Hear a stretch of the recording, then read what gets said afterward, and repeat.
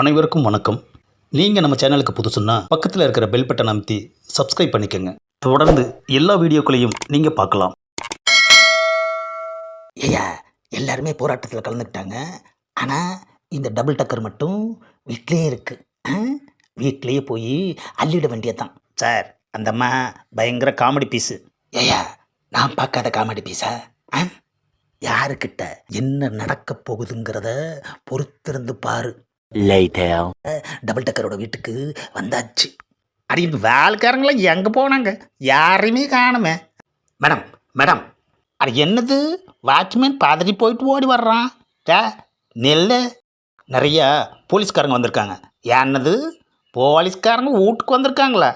இதை வர்றேன், வீட்டுக்குள்ளே தானே இருக்கிறேன், இப்போ வெளியிலையே வந்து கேட்குறேன்.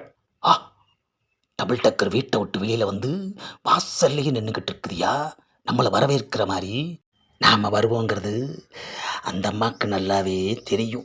அதுதான் வாசலில் வந்து நிற்கிது. வேறு யாரு கூட்டமாக வந்திருக்கிறீங்க இம்புட்டு போலீஸு? ஆஹா, எதுவுமே தெரியாத மாதிரி கேட்குதே ஐயா. என்ன நடிப்பு, என்ன நடிப்பு. உங்களுக்கு ஒரு பாராட்டு விழா நடத்தி சால்வு போட்டு மாலை போடலான்னு வந்திருக்கோம். அது என்னது என்கிட்டயே நக்கல் பேசுகிறீங்க? ஆமாம், நீங்கள் எல்லாம் சேர்ந்து எனக்கு பாதுகாப்பு கொடுக்கறதுக்காக வந்திருக்கிறீங்களாக்கும். அது எனக்கு எதுக்கு பாதுகாப்பு? பாதுகாப்பு இல்லாமல் ரொம்ப பேர் இருக்காங்க. அங்கே போயிட்டு கொடுங்க, இங்கே வேண்டாம். அப்படிங்களா? ஓகே மேடம், கிளம்புங்க கிளம்புங்க, காற்று வரட்டும். அப்புறம் மேடம், கிளம்புறீங்களா? அட, நான் கிளம்புறது எங்கள் வீட்டில் வந்துட்டு எப்போ வேணா கிளம்பிப்பேன். நீங்கள் கிளம்புங்க. ஒழுங்க வந்து வண்டியில் ஏறுங்க. Your under arrest. அட, என்ன எதுக்கு அரெஸ்ட் பண்ண வந்திருக்கிறீங்க?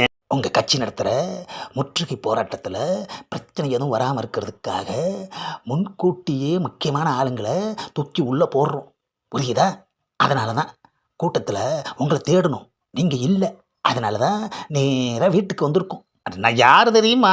அதெல்லாம் எல்லாருக்கும் தெரியும். பொத்துனாப்பில் வந்து வண்டியில் ஏறுங்க, இல்லைன்னா கூட்டிகிட்டு போகிற மாதிரி இருக்கும்.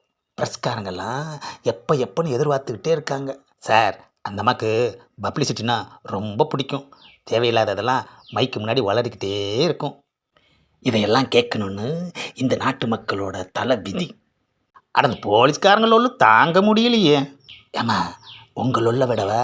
ஆனால் என் கூட சேர்ந்து முக்கியமான 3-4 பேர் இருக்காங்களே, முதல்ல போய் அவங்கள கைது பண்ணிவிட்டு அப்புறம் வாங்க இங்கே. ஆல்ரெடி அந்த பொய்யா மொழி புலவரை காரில் வரையிலேயே தூக்கிட்டோம். இன்னொரு மேடமும் காரில் உக்காந்துட்டு முரண்டு பிடிச்சிச்சு, அதையும் பேசி தூக்கிட்டோம். ஒரே ஒருத்தர் தான் இது என்ன நாய் பிடிக்கிற வண்டி மாதிரி இருக்கேன்னு சொல்லி ரொம்ப லொல்லு பண்ணார். இங்கே ஒரு ஆள் தான் பாக்கி. ஐயோ, நான் இன்னும் மேக்கப் கூட போடலை, ஒரு நல்ல புடவை கூட கட்டலையே ஐயா. ஏன் மேடம், நான் என்ன உங்களை ஃபங்க்ஷனுக்காக கூட்டிகிட்டு போகிறேன்? ஐயோ, காலையில் ஆட்டுக்கால் பாயாவும் இடியாப்பவும் செய்ய சொல்லியிருந்தேனே, அதை துண்டுறதுக்கு முன்னாடியே போலீஸ் வந்து பிடிச்சிட்டு போகுது. கொஞ்சம் இருக்கிறீங்களா? இடியாப்பமும் ஆட்டுக்கால் பாயாவும் ரெடி ஆகிக்கிட்டு இருக்கு, சாப்பிட்டு ஓட்டு வர்றேன். அப்படிங்களா? ஏன் லஞ்ச் முடிச்சுட்டு மெதுவாக வந்து சேருங்களேன். இப்போ நீங்களா வர்றீங்களா, இல்லை லேடிஸ் போலீஸை விட்டு தூக்கி உள்ளே உட்கார வைக்கவா? ஐயோ வேணாங்க, அசிங்கமாக இருக்குது. அந்த போட்டாவை பத்திரிக்கையில் டிவிலெலாம் காட்டினாங்கன்னா நானே வந்துடுறேங்க. ஒரு சின்ன ரிக்வெஸ்ட்டு, இடியாப்பத்தையும் பாயாவையும் பார்சல் பண்ணி எடுத்துக்கிட்டுங்களா? போகிற வழியில் வண்டியில் உட்காந்து சாப்பிட்டுக்கிறேண்ணே.